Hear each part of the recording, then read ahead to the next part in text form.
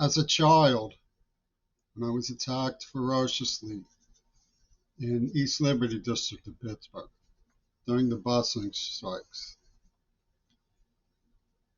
an Israeli woman named Gail Burston wrote to me very long, obsessive, convoluted letters that amount to an explanation of a warrant for extermination against liberal Americans. And no matter what I did to resist and warn people and seek her arrest, it was interpreted by the police and executive administration only as proof that I deserved it.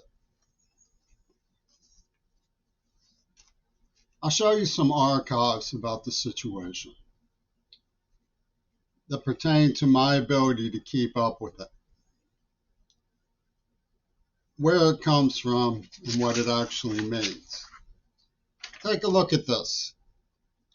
This is the cover of Robert Fripp's Under Heavy Manners, part of it. But I also added the words Bandera and Baldwin. So, in asking yourself what's the meaning of this is an important issue of the archives. Why also did I write Bandera and Baldwin? I'll explain. This image closely resembles Gail Burston. Like the doll on the cover of Sgt. Pepper, she's wearing stripes. This album came out in 1979. A close personal friend of John Lennon, a year before they claim he was shot. The girl is a spitting image of the girl who wrote to me, whose name is Burston. If you go to Baldwin's, Alec Baldwin, the man who shot the woman from the Ukraine and then put his acting skills to good use, boo-hooing about it to get off. In the index of his autobiography, he lists B is for, and he lists Bandera and Burston. Bandera is the name of a Nazi group in the Ukraine. And Burston is the name of the girl who's on the cover, a lookalike is on the cover of Robert Fripp's Under Heavy Manners from 1979, and who wrote me the letters. Now, her name is Gail Burston, like Gay Honest Bombs Burston, Gail Carolyn Burston, Christmas caroling. It's like a nom de guerre for Christian Armageddonism.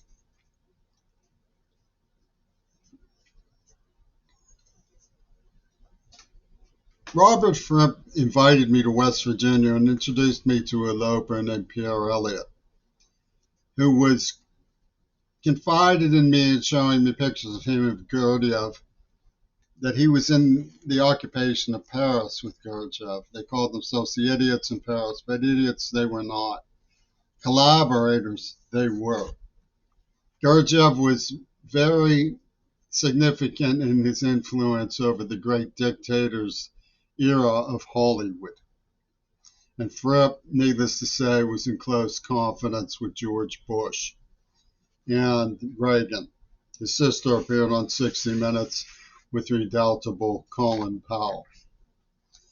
One of the things we see in the production studio system of Hollywood in the 70s is a pattern. This was from Mannix, a man who surprised Mannix by being alive while Mannix was looking for who killed him. And he says, I'd like you to find out who killed me.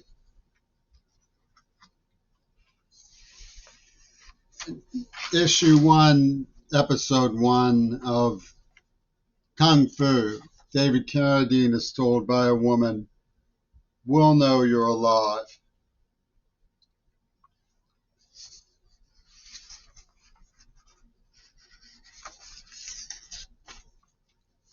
In James Bond's You Only Live Twice, there's a newspaper is being read that James Bond has been killed in action.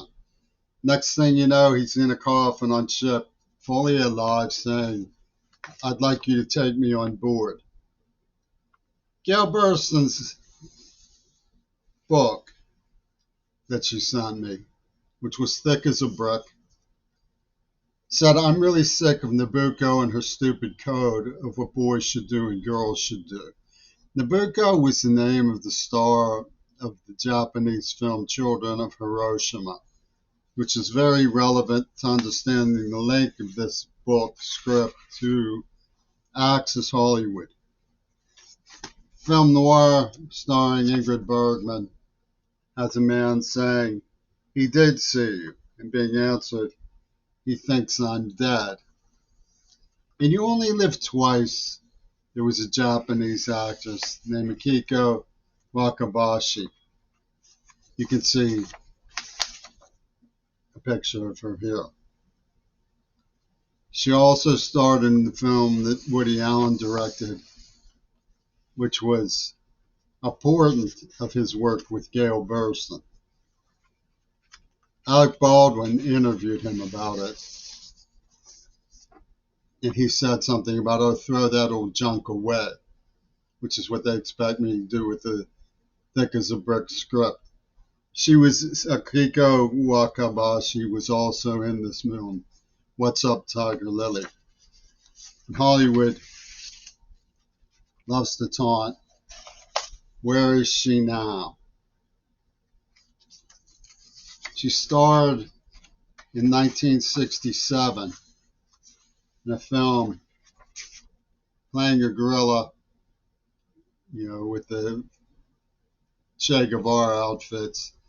She was sidekicked by Kazuo Suzuki, who bears a resemblance to John Lennon. Now, what they did is important to understand. They staged the assassination of John Lennon, working very closely to the present day with the police to make sure that this selective extermination program is not represented in the press or the courts or in investigative society. It's Clint Eastwood, who called Where Eagles Dare when Doubles Dare. He's working closely with Yoko Ono on fulfillment of a script they wrote and then pretended to find. It's very serious. They targeted me as an object, a special selection in a targeted extermination program, because my father was from George Bush's ship in the Navy, and his voice could be heard over the waves, a radio room lieutenant off the coast of northern Japan. And Yoko Ono wanted revenge over a little boy, because that's what they called the atom bomb. So they tortured me and attacked me and gassed me. The Beatles were fully aware of all of this. Pierre Elliott and George Gurdjieff ran a fourth dimensional psychology program, not only for Hollywood and the great dictators, but for a school of vendetta they call karma. They use all of the dirty tactics in Hollywood, biocontamination, and personality cults to achieve their objectives that you would expect from the criminally insane, still loyal and obsessed with and to Adolf Hitler, like Peter Gabriel, Robert Fripp, and Paul McCartney. Mick Jagger went and danced in a plan of rubble in Tel Aviv as they unleashed the Israeli berserkers. And we can't represent an index name like Sinwar. That's heroic until some questions are answered about the first attack. And this person, Gail Burston, who was also justifying herself as a sin warrior.